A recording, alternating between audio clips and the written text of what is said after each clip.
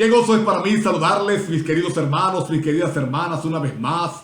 Y alabo al Señor por el privilegio que me concede de a través de estos medios continuar con ustedes en la experiencia maravillosa de estudiar la palabra de Dios.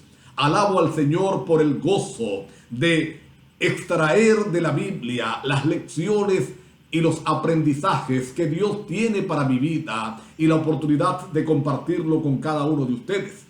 Alabo al Señor también por este plan de reavivados por su palabra, porque permite que toda la iglesia, como un solo cuerpo, en toda parte del mundo, en todas las partes del mundo, unidos estemos estudiando un mismo capítulo, una misma porción de la Escritura. Y eso no solamente trae en la unidad al cuerpo de Cristo, sino que permite al Señor hablarnos en forma individual, pero también en forma corporativa con el mismo mensaje. Alabado sea el Señor. Por esa razón es que yo te desafío a que tú te unas, si no lo estás haciendo, a estudiar el capítulo correspondiente cada día. Porque puedes quedar por fuera de lo que Dios quiere hacer con su iglesia por estar en un programa paralelo. Hoy estamos llegando al capítulo número 3 del Evangelio según San Marcos. Y este capítulo va a comenzar diciéndonos que Cristo entró en la sinagoga un día de sábado, era sábado, día de reposo, el sábado, el día del Señor, como lo hemos establecido en el capítulo anterior, y había allí en aquel lugar un hombre con la mano seca. Y los líderes religiosos estaban acechando a Jesús, pendiente qué iba a hacer, cómo iba a reaccionar, si le iba a curar o no. Porque para ellos el que le curara significaba una violación del día de reposo, del día sábado. Sin embargo, dice la Escritura que Jesús se coloca de pie e invita a que el hombre lo llama, lo coloca en el centro. Y entonces va a hacerle una pregunta a los líderes religiosos y a los que estaban allí. ¿Es lícito hacer el bien o hacer el mal el sábado? ¿Qué se debe hacer? ¿Es lícito dar vida o dar muerte en día de reposo? Y la Biblia dice que nadie respondía a las preguntas de Jesús. Nadie respondía palabra. Y me llama la atención poderosamente la forma como Marcos describe los sentimientos que embargaron a Cristo Jesús en ese momento. Dice la palabra de Dios, dice Marcos allí en el capítulo 3, que Jesús miró con enojo y tristeza a los líderes religiosos y a los que estaban allí escuchando. Enojo y tristeza. Enojo y tristeza porque veía el Señor cómo habían pervertido la verdad de Dios, cómo habían dañado el sábado. Y me imagino que el Señor se estaba proyectando al futuro, viendo el futuro porque Él lo sabe todo, viendo cómo este accionar de los líderes religiosos iba a traer como consecuencia que el sábado fuera anulado, que el sábado fuera eliminado y cambiado por el poder humano. Así que aquí tenemos una lección colateral, porque los líderes religiosos habían convertido el sábado en una carga, en un día pesado, en un día que nadie anhelaba que llegara. Yo me imagino los judíos cuando era viernes, ya mañana es sábado, qué terrible, por causa de los dirigentes, por causa de la forma como habían transgiversado la ley de Dios. Pero saben, nosotros podemos caer en el mismo error. Y yo quiero invitarte, desafiarte, mi hermano, mi hermana, sobre todo si eres padre o eres madre, a que hagas del sábado un día de delicia. No lo conviertas en una carga pesada para tus hijos. No lo conviertas en un día de desesperación para ellos. Yo conozco familias que viven lejos o tienen una iglesia cerca de donde ellos viven, pero prefieren atravesar distancias largas para ir a otra iglesia. Y yo siempre le digo, oye, ve a la iglesia cercana, porque o vas a llegar tarde a la otra, o vas a hacer una tortura para tu familia para poder llegar temprano. Si la tienes cerca, entonces hay más tranquilidad. Convierte el sábado en un día de delicia, en un día agradable, que sea de verdad una bendición para nosotros. Cristo mira con enojo y tristeza a los líderes por la forma como han transversado la palabra de Dios, pero va entonces a curar a aquel hombre. Y dice la palabra de Dios que los fariseos salieron de allí y van a tomar consejo con los herodianos. ¿Quiénes eran los herodianos? Los herodianos eran judíos que eran miembros de un partido pro Herodes.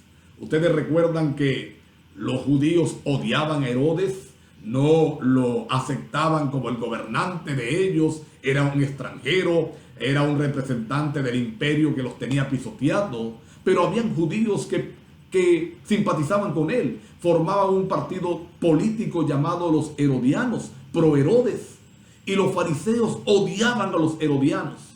Pero mira qué interesante, a la hora de ir contra Jesús, dejaron al lado sus intereses particulares y se unieron.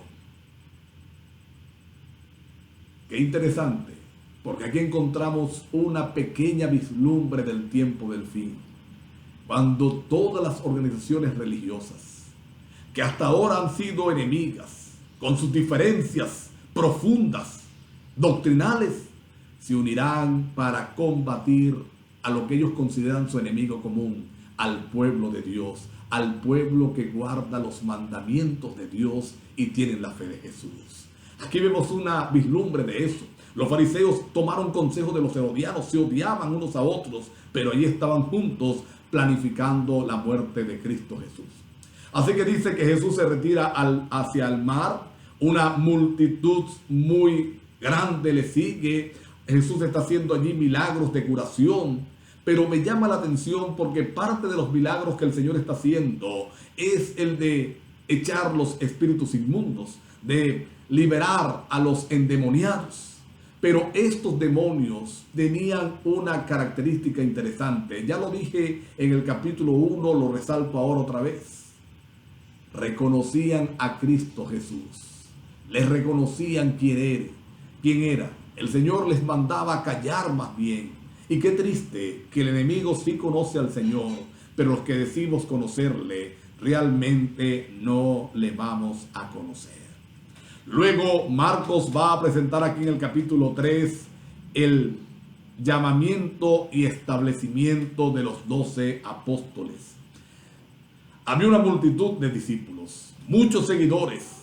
Había una gran multitud que estaba dispuesta a seguir al Señor, pero por alguna razón particular el Señor va a llamar a esos 12 y los va a establecer como sus discípulos más cercanos, como aquellos que tendrían la responsabilidad de la formación de la iglesia cristiana. No los llamó definitivamente por sus dones, por sus cualidades. Vamos a encontrar un cuerpo disperso, un cuerpo muy desigual.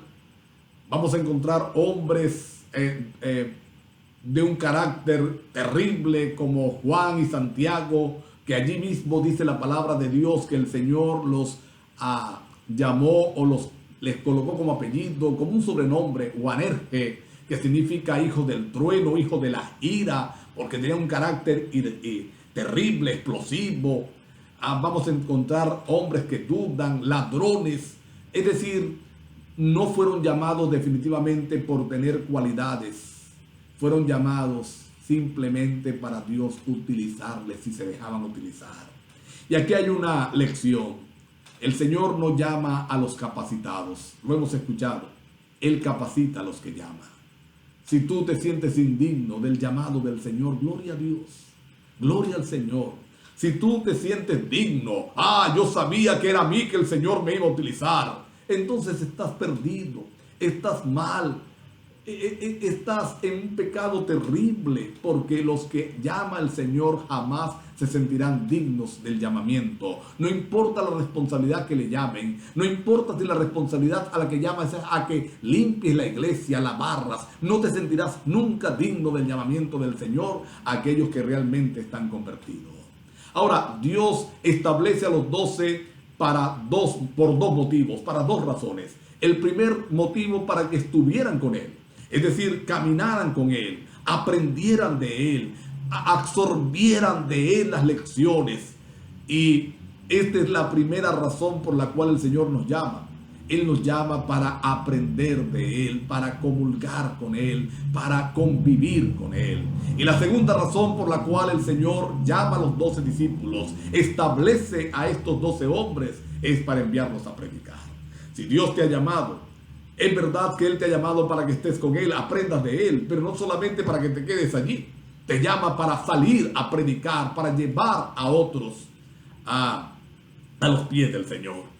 Vamos a encontrar aquí también en este capítulo la acusación de los escribas y de los fariseos de que Jesús echa fuera a los demonios por Belzabú, es decir, por el príncipe de los demonios, por el mismo Satanás.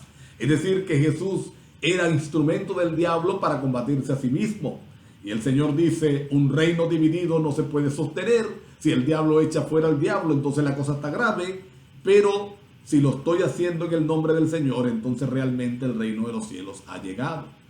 Y establece una vez más una verdad que ya aprendimos en Mateo, pero que vale la pena repetir acá. La blasfemia contra el Espíritu Santo no tiene perdón. ¿Y cuál es la blasfemia contra el Espíritu Santo? Lo vimos, lo dijimos en esa oportunidad, pero lo repetimos. Es cuando nos resistimos a oír su voz, cuando nos resistimos a escuchar lo que Él tiene para nosotros. Pidámosle a Dios esta mañana que no seamos rebeldes al llamamiento del Señor, que no seamos rebeldes a su palabra, porque a medida que vamos siendo rebeldes, nuestros corazones se van endureciendo, nuestros corazones se van colocando como piedra y llega un momento en que ya no escuchamos la voz de Dios y nos perdemos para siempre. Por último, vamos a encontrar aquí que los hermanos y la madre de Jesús vinieron a Él. Ustedes recuerdan, yo lo expliqué cuando vimos esa sección allí en Mateo, que los hermanos creían que Jesús estaba loco, que se estaban metiendo en problemas sin necesidad. Eran sus hermanastros realmente, hijos de José, de su primer matrimonio, y convencen a María para que María venga y también se lleve a Jesús. Y ellos se quedan afuera, mandan a unos emisarios, díganle a Jesús que aquí están su madre y sus hermanos. Ellos pensaron que Jesús iba a volar para allá, pero Jesús, conociendo lo que ellos estaban pensando hacer, entonces declara aquella hermosa verdad, que la madre y los hermanos de Cristo son aquellos que deciden hacer su voluntad, son aquellos que deciden caminar con Él. No era una falta de respeto a su mamá, no era una falta de respeto a aquella mujer a la que Él amaba tanto, tanto así que en la hora de su muerte Él tomó un tiempo para encargarse de que no quedara sola, de que no quedara descuidada. La amaba, pero sabía que en ese momento, lamentablemente, no era ella, era el enemigo que la estaba utilizando. Y nos quería enseñar una lección. La madre de Jesús es tan pecadora como todos nosotros, o con tendencia al pecado como todos nosotros. No era diferente, no era inmaculada, no era perfecta, pero amaba a Dios. Y nosotros podemos llegar a amar a Dios también para ser sus instrumentos divinos. Vamos a inclinar nuestro rostro en esta hora para tener una palabra de oración. Querido Padre, muchas gracias por el capítulo 3 de San Marcos. Gracias, Señor, por esta bendición preciosa. Te pido por tu misericordia que nos ayudes a asimilar las lecciones y a ponerlas en práctica. Gracias por escucharnos en el nombre de Jesús. Amén. Dios les bendiga. Un lindo día para cada uno de ustedes.